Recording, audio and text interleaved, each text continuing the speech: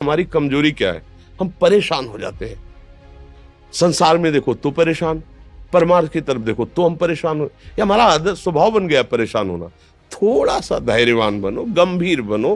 कोई इस भारी से भारी विपत्ति में परेशानी स्वीकार करके विपत्ति से थोड़ी निकला जाता। सुलझो, ठीक है, ये विपत्ति आई, समस्या आई, इसका समाधान होगा। ऐसा थोड़ी कि हमें नष्ट कर देगी। अगर अभी हमारी बड़ी हानि हो जाती है, हम कल इससे बड़ा लाभ प्राप्त कर सकते हैं। हमको एकदम बिल्कुल गंभीर रहना है, इतने कमजोर नहीं बन जाना। अब वो गए तो क्या होगा, अब वो वस्तु गई तो क्या, पद गया तो क्या होगा। प्रयास किया था, ये पद मिला था, इससे बड़ा पद प्राप्त करूंगा, मैं इससे बड़ा महान बनूंगा। ठीक है, एक बार गिर गया, गलती हो गई, दंड भोगूंगा, फिर इससे ज्यादा संयम में रहूंगा। बिल्कुल मतलब एकदम फ्रेश दिमाग रखना चाहिए। और अपने लोग क्या है, जरा सी बात में एकदम पछड़ा कर लेते हैं, एकदम कमजोर हो जाते हैं। ये बिल्कुल ठीक नहीं है। हम जीवन भर की यात्रा की बात कह रहे हैं, भारी से भारी कष्ट में भी मुस्कुराना, तो हमें बल मिला है, हमें भगवान की कृपा का दर्शन हुआ है, हमें उनका दुलार दिखाई दिया है। अगर ऐसे तो भाग जाते, फिर परमार्थ में थोड़ी चलना होता है। आज जो आप सुन करके लाभ लेने की चेष्टा कर रहे हो ना, ये केवल प्रवचन नहीं है, ये जीवन है। अगर ये जिए ना होते ना, तो ये इसका प्रभाव नहीं पड़ता, फिर वाणी का प्रभाव नहीं पड़ता। हम इसीलिए कहते हैं, जैसे आप लोग एकदम परेशान हो जाते हैं जब बोलो, क्या हमसे ज्यादा परेशानी होगी? दोनों किडनी खराब, दवाई लाने के लिए पैसे नहीं, पानी रखा है हम उठ के पी नहीं सकते, भीषण शरीर में कष्ट, भीषण बुखार, क्योंकि किडनी फेल, जरा में बुखार, खाने को क्या, रोटी मांग के लाओ। अगर वहां सब्जी मिलती है तो लाल मिर्च ऐसी पड़ के मिलती थी कि वो पा नहीं सकते थे। आप सोचो, पानी लाना है तो मुझे लाना है, पीना है तो मुझे पीना है।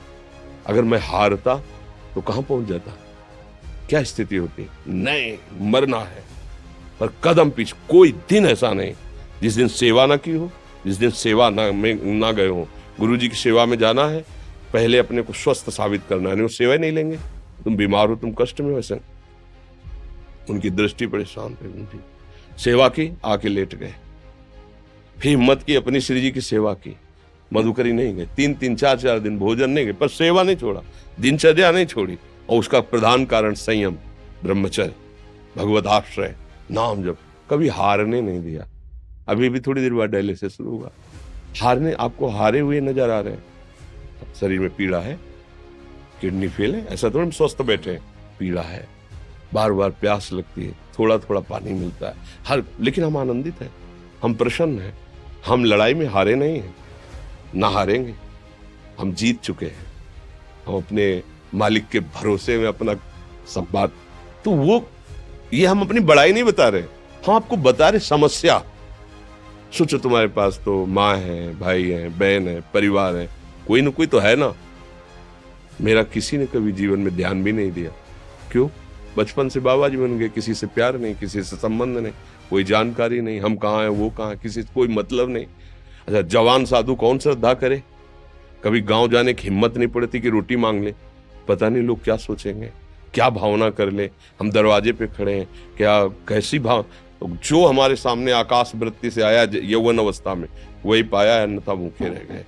जब हम हर समय अपने को विवेक के द्वारा सावधान रखे, तो हम कभी निराश नहीं हुए, कभी उदास नहीं हुए, कभी ऐसा नहीं लगा कि यार हम दुखी, कभी नहीं लगा। उसी का फल है कि उस सुख का संकेत मिल गया जहां दुख की निशानी भी नहीं है। वही उसी के बच्चे हो, हम सब उसी धातु से बने हुए हैं।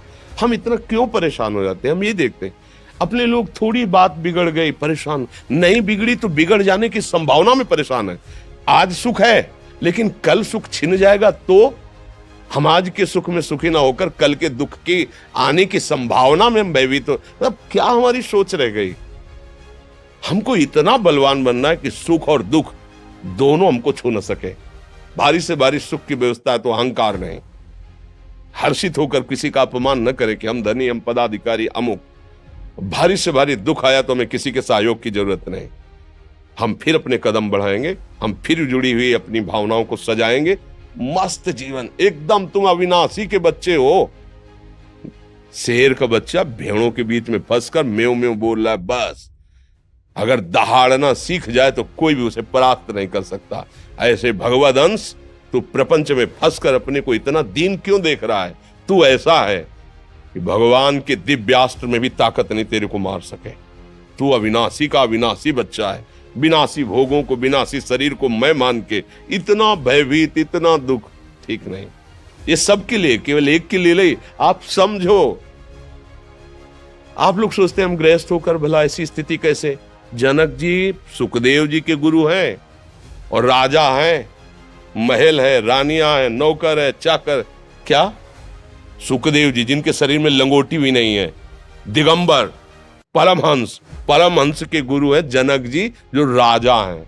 समझो आप ऐसा ना सोचे कि हम नौकरी कर रहे हैं, हम संसार में, हम गृहस्थ हैं, हम आध्यात्मिक की ऊंचाई पर नहीं चढ़ सकते। नहीं, आप एक सरकारी नौकरी या आप किसानी या व्यापार करते हुए आप एक अध्यात्म की ऊंचाई में चढ़ सकते हैं। और अध्यात्म ही है जो तुम्हें इस माया के दुख सुख से ऊपर उठा सकता है। दूसरा, चाहे जितनी संपत्ति आ जाए, आप सुखी नहीं हो सकते। सब देख लो, आंख खोल के देख लो। अध्यात्म ही है जो तुम्हें हर कष्ट सहकर मुस्कुराकर जीने का रास्ता बता देगा कि आप आनंदित हो जाओगे, कुछ नहीं बिगड़ा। अध्यात्म है तो कुछ नहीं बिगड़ा, अध्यात्म नहीं है तो